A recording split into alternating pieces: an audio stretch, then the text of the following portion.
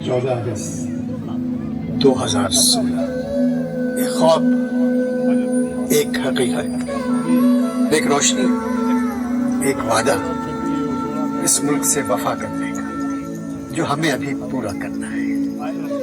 मेरे मुल्क का हर इंसान कह रहा है तुम सलामत रहो 1000 बरस, हर बरस के वो दिन 50,000। शुक्रिया पाकिस्तान, शुक्रिया पाकिस्तान। ये परचम सगाई के साथ ही तराने के लिए बाद अब खड़े हो जाइएगा, रिक्वेस्ट है।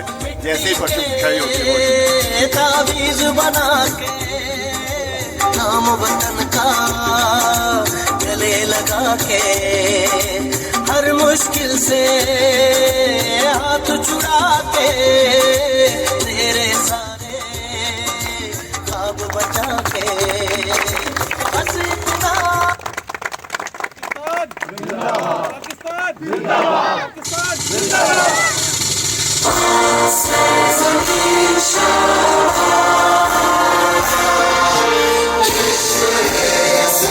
Shine.